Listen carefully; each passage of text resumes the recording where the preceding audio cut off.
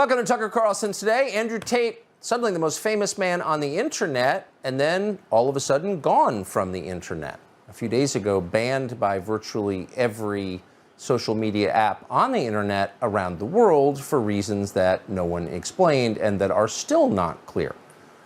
Lots of mean things being written about Andrew Tate, but we have learned over time to trust our own experience. Don't believe what you hear, go right to the source. And so today we're doing that. We're speaking to Andrew Tate himself, who is joining us, as far as we know, from Bucharest, Romania. Andrew Tate, thanks so much for coming on. Thank you very much for having me, Tucker. Of course. So why do you think, and this is a sincere question because I don't know the answer, why do you think you were banned from the internet? I was banned from the internet for having massive influence over the youth and for not aligning myself with the liberal degeneracy in which they want me to purport to the young people of the world today.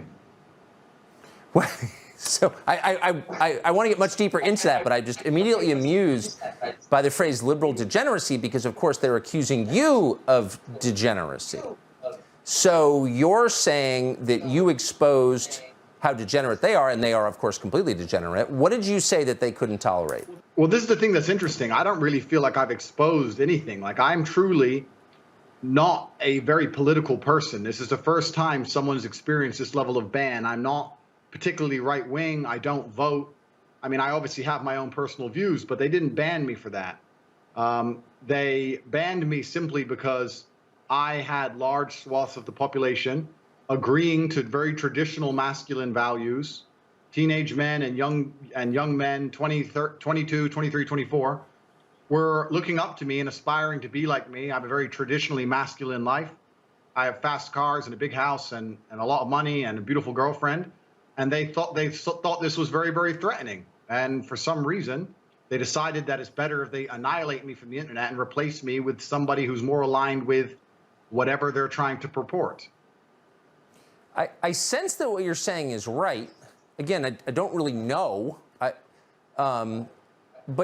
flesh it out a bit. Why would your message, your lifestyle, be so threatening to the people who banned you? Yeah, it's an interesting question because I've been banned under the guise of misogyny and dangerous person. And this is the first time this has ever happened. Like I said before, whenever this was happened, there was political affiliation, and now there really isn't. And it's a very slippery slope. I mean, it's dangerous enough when they're doing it to political rivals, but when they start doing it to anybody who simply says anything they don't like under any label, then this is the beginning of a large wave of censorship which is incoming. They said I'm misogynistic. They said that I say things which are degrading and damaging to women. I strongly reject that point. What I do is I try and stick up for men, and what I do is I try and advertise to the world and to the young men of the world that they should avoid low-quality people of all genders. And through clever censoring of me discussing important issues about men, and through clever editing of some of my videos from very long format into very, very short format, they've managed to media spin and purport the lie that I am some woman-hating misogynist when absolutely nothing could be further from the truth. So I'm happy to let you speak for yourself. Tell us what your message is to young men. Yeah, so I think that being a man is very, very difficult. I think that men's issues are largely overlooked. The people in charge of the world pretend to care, but when somebody who's championing men's issues like myself comes forward and finally manages to garner huge percentiles of the public support, I'm silenced. So they're not really interested in men's issues. And there's a lot of young men growing up today that feel very disaffected. They feel invisible. The agendas that are being forced down their throats are not agendas they align with or they feel affinity to or agendas they want. And I basically just say to men, look, it's a very hard life. You're going to need to get up, work hard, go to the gym. Strong body is a strong mind. You're going to have to reject listening blindly to everything you're told, reject the slave mind, think for yourself, get a strong network of brothers, work aside them. Don't tolerate low quality people in your life, which means don't tolerate men who just smoke drugs and play video games, or men who are disloyal or dishonest. By extension, don't tolerate women or girlfriends who are disloyal or dishonest. and try and build and create a reality full of high quality people in which you can resist the programming that the Matrix tries to influence you with, and grow up truly happy. And what happens is when I say these things, they ignore 95% of what I say. They ignore me saying that you need to avoid low quality men. And they take the bit where I say avoid women who are dishonest. And then they put it on a reel, a very short 3 or 4 second clip. And then they say I'm a misogynistic person and I'm dangerous to women and I need to be banned. And it's truly, truly, I've explained in my final video, which I'd like to talk about. I put a video up. It can be viewed now at www.freetopg, which is my nickname, topg.com. And I explained at length what has happened to me, how it was done, and why it's not true. And everybody knows it's not true, but they've just come up with the spin that I am somehow dangerous to women because I tell men to grow up and be the kind of man that we were all taught to be in the 90s and 80s anyway. I really am not saying anything controversial on any level. Well, I'm not grounded in your work apart from seeing a few videos, but the message you just articulated strikes me as the best possible message. It's hard to imagine who could disagree with that. To give our audience some sense of the scale of your ban, so TikTok, I don't believe you had a TikTok account. Your videos were shared by others on TikTok, and they were one of the most widely viewed categories on TikTok, Andrew Tate videos. TikTok apparently has banned any video of you, not just ones you release, but ones in which you appear. So this is really a reaction without precedent. This wasn't done to the ISIS beheading videos, what they've done to you. So I just want to press you a little bit more on motive. We're both speculating, but it's really interesting. What about the message that you just articulated is so threatening to the people who banned you? Well, I think that, and this is the true shame of it, and I want to make this very clear as a matter of public record, I have no interest in going to war with social media companies. I had no interest in trying to convert large swaths of the population to one political party or another. I had no interest in that. All I was doing was speaking from my personal experience about the difficulties of growing up as a man and how to get the best possible life experience as a man in the world today. And when you do that, you, unfortunately for them, you must teach people to resist the slave mind and to think for themselves and develop character and to learn how to stand up and do the right thing, even if it's difficult, and to not blindly accept programming and to not be physically weak and to not be mentally weak. And what you're doing is, I guess what I'm doing is I'm creating millions and millions of young men who simply won't listen to lies or swallow the garbage they're trying to feed them.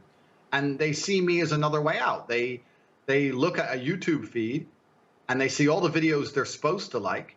They don't like any of them, and I don't blame them. They see me and they're finally like, wow, somebody who's aspirational, somebody who's living the life I want to live. I want to be like this guy. And they saw that as a threat. I made it very difficult for them to program the young men of the generation with whatever they want to program them with. And for that reason, they decided I was too dangerous to exist and I must be annihilated. If they truly cared about men's mental health, then they would have come to me and said, Andrew Tate, you have huge influence over a large percentage of the population. We're unhappy with certain elements of your messaging. Perhaps it needs curation, perhaps it needs editing. But we understand that you are so respected and so many men look up to you, we can't possibly just delete you from the internet. That's bad for men's mental health as a whole. You're championing issues which a lot of men struggle with. If they were worried about women, they could have approached me with the same rhetoric. Instead, they just decided, no, let's completely annihilate him. And let me make something very, very clear. There is nobody who is against me who has a genuine concern for women. And I'll tell you this now because I have no criminal record. I have never been arrested in any country and held on suspicion of anything. There were some incidents which I talked about in my final video in which I was swatted and accused of crimes I didn't commit. But there are plenty of people on social media with genuine criminal charges against women. I don't have any of these things. I haven't hurt any women. No women have come forward saying I've hurt them. There's not a single female who's making videos saying I hurt them. In fact, quite the contrary. There were videos on YouTube from women who know me very well saying this is all false and this is not fair, which have been deleted in real time by the YouTube censorship ever since I've been banned. But it's completely asinine.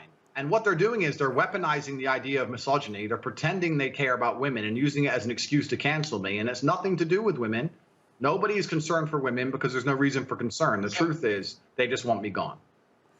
I'm certainly willing to believe the last line. So news accounts in the United States say that the U.S. Embassy in Bucharest, Romania, was tipped off to your misdeeds and alerted the local authorities you might be committing human trafficking.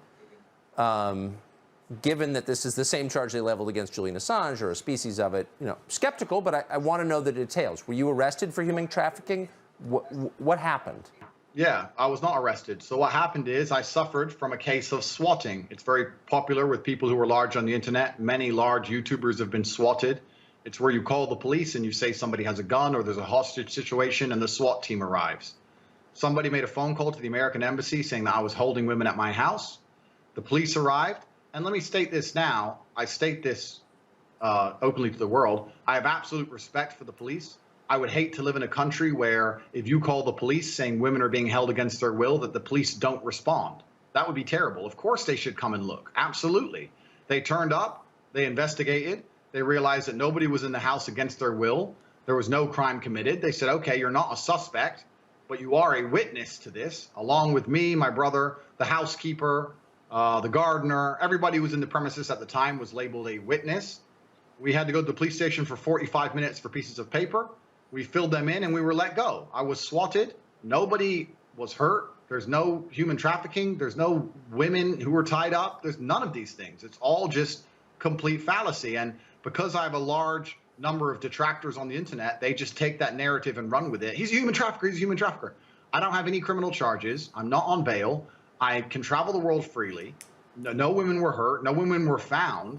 But in the nature of the internet, when people dislike you and when the media is trying to spin a narrative against you, they just take little clips, they censor the truth, and they just try and spin it up to the point where they convince the world that I'm some extremely dangerous man who manages to also evade all law enforcement and run around hurting people.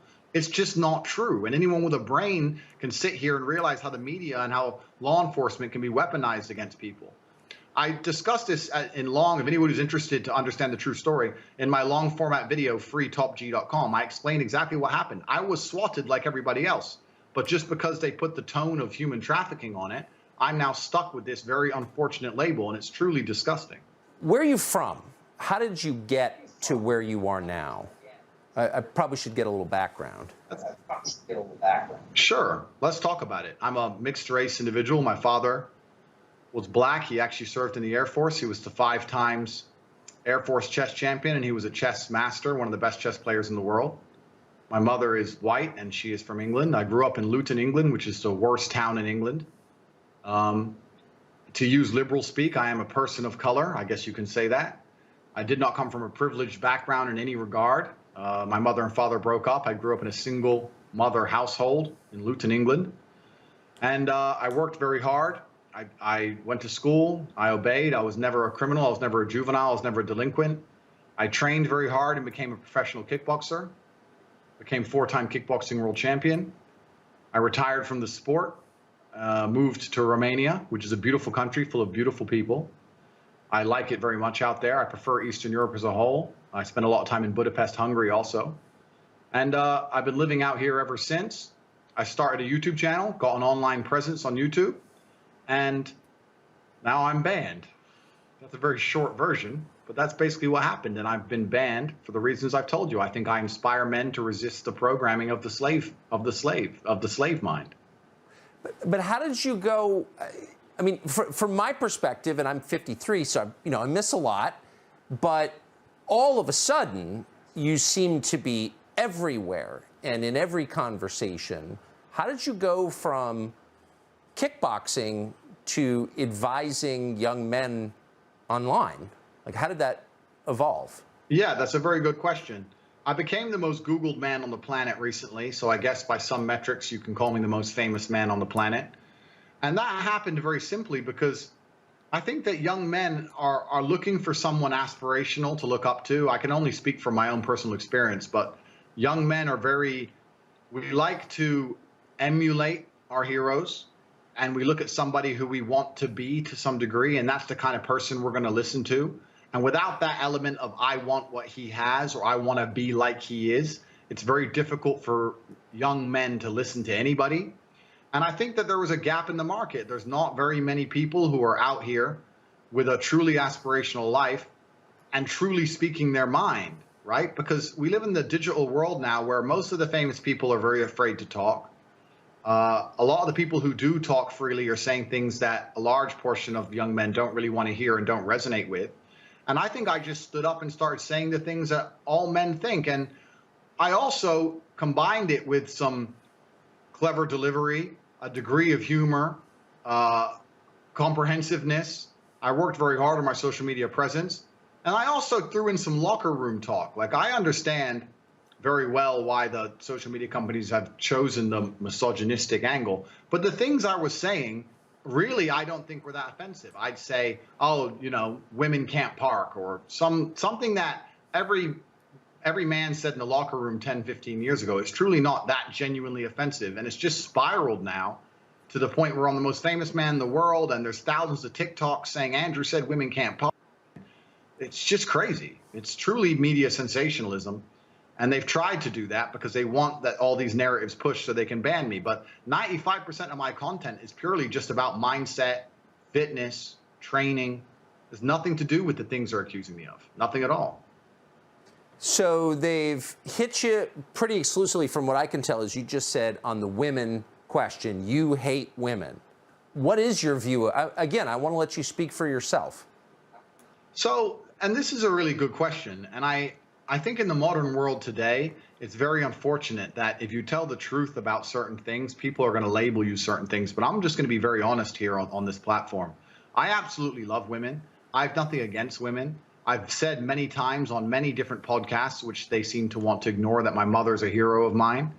I have nothing against women on any level. I think that men and women are different.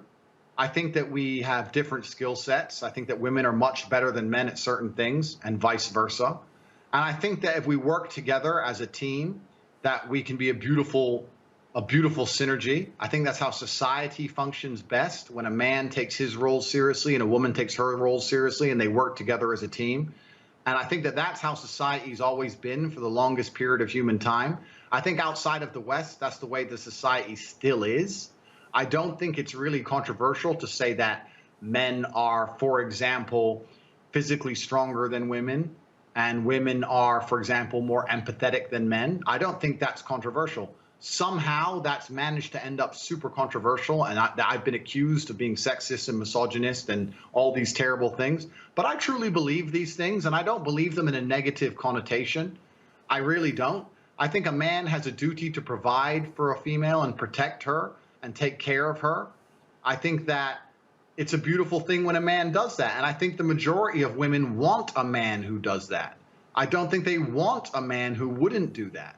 But by stating these things and saying these things, they have managed to twist my words and change them into the idea that Andrew says women shouldn't have jobs, they should only live off their man's money. Or Andrew said that men are strong, so women's opinions don't matter. Or all these other crazy twists of my language. And it's truly just been internet sensationalism. I can talk at length about why this has happened. I think it's a two-pronged attack. But one is, there's certainly been an agenda against me for a long time.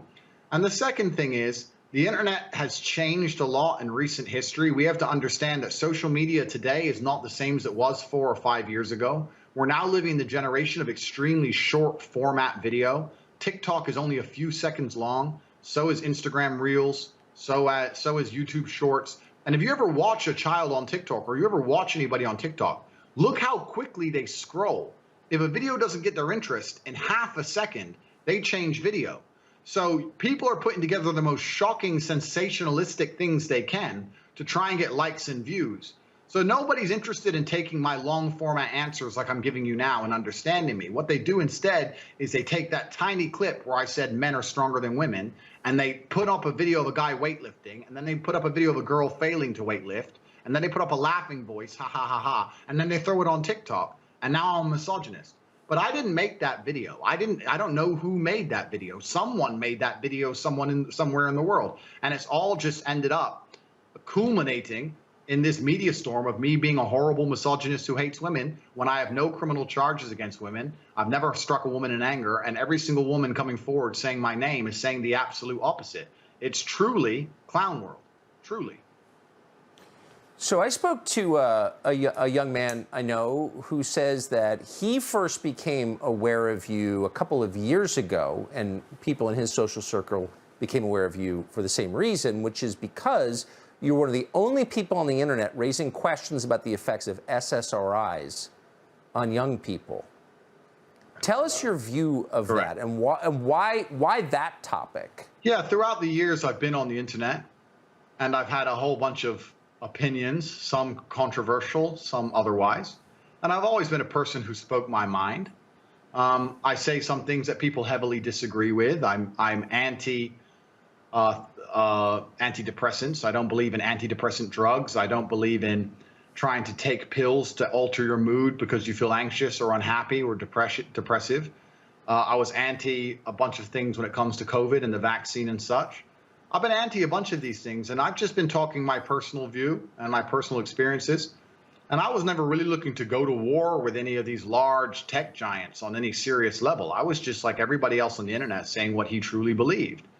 I truly believe we live in a world now where information warfare is the true warfare, and narrative control is the true narrative control. Narrative control is the true weapon that the people in charge of the world need to create and protect. By making sure they can control what people see and how people think, they can genuinely affect reality in real time. And anybody who's a danger to that narrative on any level, for them, the risk isn't worth the reward, and it's better just to nuke that person absolutely. I don't know how I truly ended up in that category, because like I said, I'm just inspiring men to go to the gym and train hard and have standards for themselves and speak up for themselves, the forgotten young men of the world. But that's where I've somehow ended up. And yeah, I've spoken about a whole bunch of issues, but in general, most of the time I speak about very bland vanilla issues, Tucker. I would love to sit here and say that I've been the most controversial man on the internet. I truly haven't. It's really the level of censorship I've been struck with out of nowhere is truly shocking. And I can state here for everybody watching this, if you think that they won't get you, if they can ban me, they're going to ban all of you sooner or later. Well, you're certainly right. You're certainly right about that. You made a couple references to the mental health of young men, and you just said you encourage them not to take drugs, which strikes me as the right message. Why do you think so many young men have mental health problems right now? Well, this is the problem, is that the majority of young men in the world today are completely invisible, and social media has made them invisible. If you go into an Instagram feed, you have extremely beautiful women, which is fine. They're beautiful. They're allowed to take pictures. But the only men who have followers are men with massive social status, right? Men with Ferraris and money, or rappers, or people who have YouTube channels, interesting people. If you're a normal man with a normal job, you don't really exist in the online world. It's very difficult to get followers. Nobody replies to your DMs. You don't really matter. You don't have access to the sexual marketplace. It's very difficult for you to even get any kind of recognition that you're even alive. And a lot of men feel lost and lonely because of that. And I was championing to a degree their issues by saying to them, look, that is unfair perhaps, but that's the way the game works. You need to become a man of importance. You need to become a man of influence, or you're going to suffer the pain of being invisible forever. Here is how you do it. I wasn't trying to change the rules of the game. I was just telling the men how to win, because I came from nothing and I'm completely and utterly self-made. And I think the reason a lot of men are so depressed is because they feel invisible. They feel like life is too hard. Women expect me to be strong and smart and funny and interesting with a nice apartment and a fast car and tall and well-connected and funny. And it's just too much for them to handle. And the social pressure on men is absolutely immense. And I was championing their issues. And at the same time, all these social media platforms pretend to care. As soon as somebody they resonate with stands up and champions their issues, they mass blanket ban me, which shows they have absolutely no care for the young men of the world today. They think that by banning me, I'm just going to vanish and the young men are just going to go and start eating the gruel that they're fed on their YouTube feed. They don't want to read. They don't want to see transgender people wear makeup. They don't want to see that. They want to see a man who has a bunch of money and a nice life and some fast cars and is strong and is confident. They want an action hero. And that's something that large portions of the world still want to be. And YouTube and social media platforms obviously just don't like the idea of that. They want to get rid of me and try and replace me with something they see as far more malleable, trying to create people which are more malleable and more easy to program and more easy to control. Because people like me, when you try and tell me something, I'm very good at understanding that 99% of the opinions people want you to believe is for their own benefit as opposed to your own. And it's very, very difficult to program my mind. And I don't think they want people like me roaming the earth. You've said that you prefer living in Eastern and Central Europe, Bucharest and in Hungary. How are the attitudes there different about men, do you notice, since you've lived in the UK, the US, and now there? It's actually very interesting because the things I say, which are deemed controversial in the West, are completely normal and standardized here. It's completely normal for the idea of, if a family were to go on a long drive at night in the dark and it was raining and it was a dangerous road, the man would probably drive. That's accepted over here. If I say that in the West, I'm sexist. The idea that a man is responsible for financially providing for his family and physically protecting his family, that's completely accepted over here. In the West, I'm a misogynist. It's truly crazy. The place I live is not even the reason my views are what they are. It's just, I think a lot of people actually agree with me. I think it's just a very, very vocal minority which have decided to purport this idea that I hate women. I don't know in how many ways to state that I don't hate women. There's no evidence I hate women. No women are coming forward saying I've ever done anything. There's no evidence at all. It's just TikToks edited up to make me look bad, made by people I don't know, and the media latching onto it and deciding, you know what? COVID's over and everyone's bored of Ukraine, so let's hate Andrew Tate for a while. And hopefully next week they'll find something else to talk about. But it's truly asinine. It's immature. It's childish. And banning me from social media, as we've discussed, is bad for the world. I truly believe that. And I really think it was a mistake. And I think it was a mistake because I think this is the first time the social media companies have banned someone for a non-political reason. And it's really got a lot of the young people of the world thinking now. And they're sitting and thinking, going, okay, well, the politics stuff, that's kind of like, you know, older stuff. But why are they banning him? Like, why are they, is this what they do when you become influential? Why have they really banned him? I've had over 100,000 emails of support since my banning. And the young people of the world today are going to wake up from this banning in a way that they've never woken up from any others, even Trump's. I really do believe that because they're seeing their hero banned for basically no reason. And they're understanding that there's something else going on. And I think they've overplayed their hand on this particular time.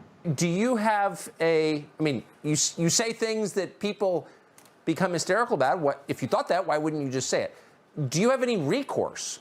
Can you get back on social media?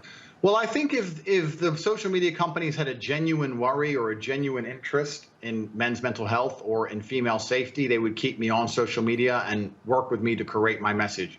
I hate to keep referencing it, but for all the people watching this who want to really, truly understand what happened, please go to freetopg.com and you can see the whole 1 hour story from start to finish of how I became famous online and why I'm now being unfairly targeted. I don't think they're ever going to allow me to come back onto traditional social medias, and that's fine. Even if they did, I'm not sure if I'd be particularly interested in investing in platforms that will just destroy me and nuke me at will for basically no reason. I've already had an offer from a very fantastic platform called Rumble. I'm not sure if you're familiar with them. They're a YouTube competitor. Yes. But I'm working closely with Rumble now, and I can be found on Rumble, rumble.com/Tate Speech, which is a play on hate speech because we already know how that's played out for censorship. And I think this is going to be a really interesting period of human history. What the people in charge of social media companies have done is they've banned the most popular figure on the planet amongst a young generation who have no problem downloading a brand new app onto their phones to watch their hero. And it's not like an election or something where the person you've banned will go away for a few years. The issues I discuss are issues men face every day. They're issues men struggle with every day. The advice I give is advice they're always going to want daily because it's reacting to the problems which life feeds them. And they're not going to just forget about me and hope and just think, oh, I'll just forget about him then and be hopeless. They're going to follow me wherever I go.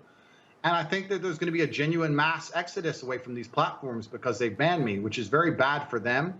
And it's bad for humanity as a whole. Everything could have been fantastic. 4 or 5 days ago, there was no problems. I had social media accounts and everything was fine, but they decided to do this. So I'm going to move to Rumble and I'm going to continue my mission of philanthropy. I'm not doing anything other than just telling young men how I became a man of substance and how they can do the same thing.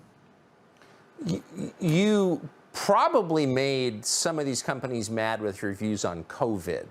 So sum up for us, if you would, what you think the response to COVID globally did to the populations of the West. Yeah, so I certainly made them mad with my views on COVID.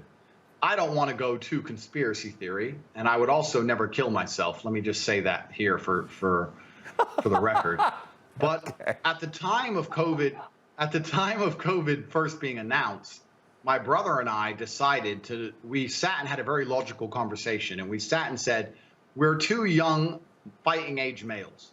If COVID can kill us, then the world is over. It's zombie apocalypse time.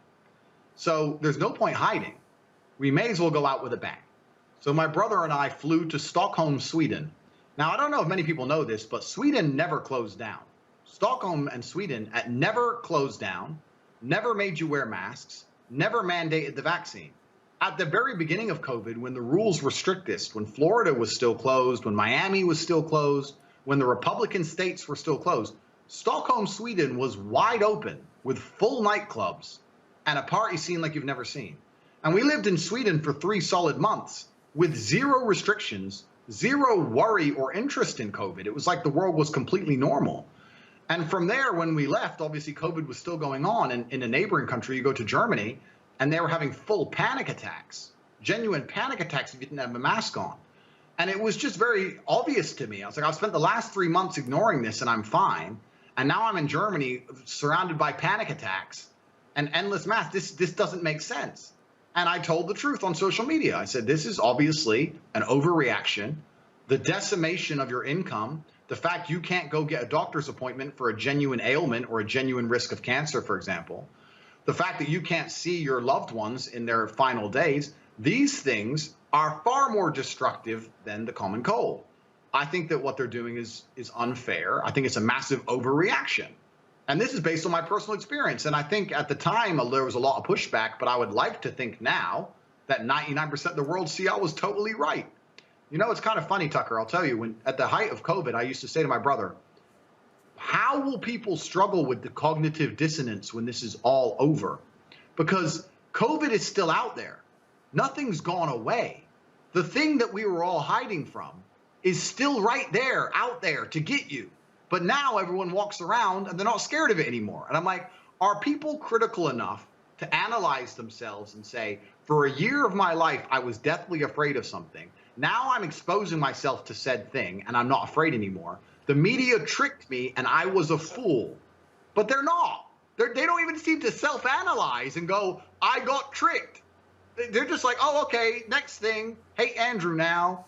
Like robots. It's mind-bending to me, truly. So I saw you compare the experience of rich people under COVID, you're one of them, to everybody else. What did you notice about that? It seemed like a two-tiered response.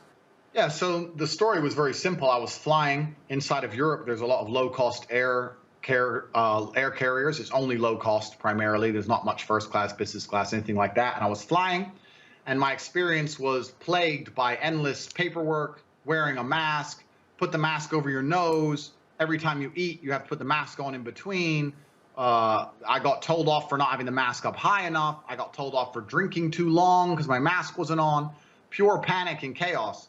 And because I'm fortunate enough to be fiscally secure, from there I decided I'll just buy private jets from now on. And when I bought a private jet, there was no masks, no paperwork, no mask at the airport when I landed. My air stewardess was not wearing a mask. My pilot was not wearing a mask. COVID didn't exist once I bought a private jet. Very interesting. Maybe if you're rich enough, COVID can't take, maybe COVID's scared of money. I'm not sure. But it seems that everyone who's flying on private jets never had to worry about COVID ever. It's just the people at the bottom who had to worry about COVID. And it's kind of interesting, right? Life's always been two-tiered. There's always been this separation in regards to fiscal access. But I think a lot of people in the world today don't realize that it still very much exists. And a lot of the rules are only the rules for a certain class of people. And once you pass a certain wealth index or a certain level of money, that you can do basically whatever you want. And COVID really highlighted that to me. And it's truly sad. I mean, it's easy for me to make a joke of it, but when I would fly on a private jet and do whatever I wanted, or go to Sweden and party in nightclubs and do whatever I wanted, and then I'd come to, let's say, England and see my friend who couldn't go see his dying grandmother because of a COVID restriction, that's truly sad. That's truly criminal. It's really crazy what's happened and how the world's just moved on, and the cognitive dissonance that people don't have enough respect for themselves and for the truth to analyze how they were so easily fooled. It's really sad to even think about, but maybe that was the beginning of me being disliked, by just pointing out my human experiences during the pandemic. Last question. Unpack the sentence you just uttered. You said people don't have enough respect for themselves to analyze the ways they were lied to. That's an interesting sentence. What does that mean? It means that if I was fooled, if I was one of the people on social media who was genuinely purporting the idea that people should be locked in their homes nearly indefinitely because of a common cold, if I was fooled like that, I would feel deep shame. And I would really take some time and look in the mirror and analyze who managed to trick me to such a degree, how my mind got so poisoned, how I got plagued to such a level. And I would feel deep shame, because I would understand that my words had repercussions, and that I have been purporting a worldview or a narrative which has been genuinely destructive. And I would sit there and I would be upset and angry and sad. And I think, I can't believe they've managed to do that to me. And I can't believe that I bought into it and did it to other people. But unfortunately, there's people out here who a year ago were running around screaming at other people in the street to wear a mask, who are now not wearing a mask themselves, despite the fact that COVID still exists. And they don't have enough self-respect or enough respect for the truth to even feel sorry or shameful for what they used to do. It's incredible to me. Don't you have any ounce of honor? Like, look what you've done to the world. You were screaming in people's faces. Now you're out here without a mask on yourself. It's truly amazing, the cognitive dissonance that people experience. And it's the same now. There are people watching videos of me saying I'm a misogynist. And no matter how many times I prove them otherwise, because the Daily Mail said the word misogynist, it just simply must be true. And these people are so deeply stuck inside of the matrix that it's difficult to even, what can we do as rational adults? You must struggle with this yourself, Tucker. How many times have you tried to tell the truth to people? It's crazy. It's a crazy world we're in. I don't know how I even got here. Now I'm on your show for being a misogynist. It's mind-bending. If I have a question about what someone believes, I think the first step is to ask that person. And I think most people are willing to say what they believe. And I take them at their word, and I take you at yours. I asked you, do you hate women? You said, no, I don't. And you explained your views on women. But you are on the record saying that you hate tap water. And I want you to explain your bias against tap water. Yeah, so in my long career online, I was trying to say some things. Like I said, I've said many things for comedic effect. And my brother and I come from very humble beginnings. We started with absolutely no money, and now we're doing kind of okay for ourselves. And in one of our lifestyle blogs, the waiter asked if we wanted sparkling water or still water. And I said, only sparkling. I don't drink still water. And the person we were with said, why don't you drink still water? And I said, because the government will give you that for free. You have to buy sparkling water, and I'm rich.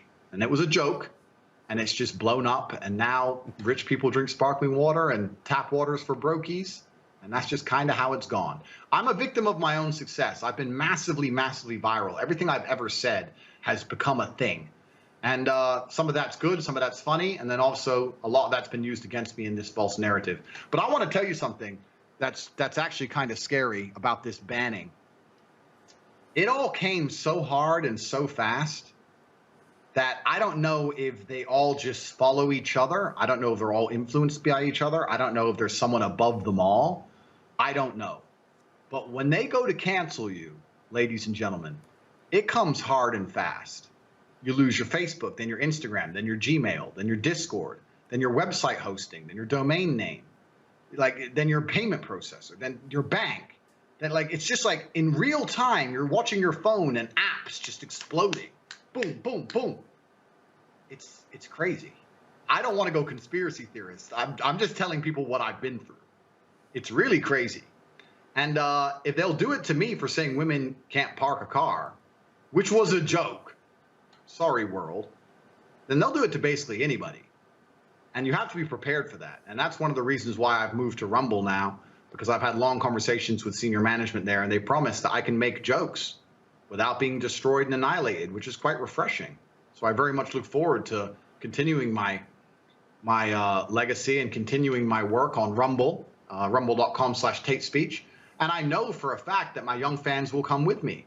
So this is just the beginning of a mass exodus away from the influence of control by tech companies, because they decided that they didn't want to allow the most respected and famous person of the time, currently, things change, for young men to make a joke or to be on their platforms. And it's going to be a very interesting few years from here on out.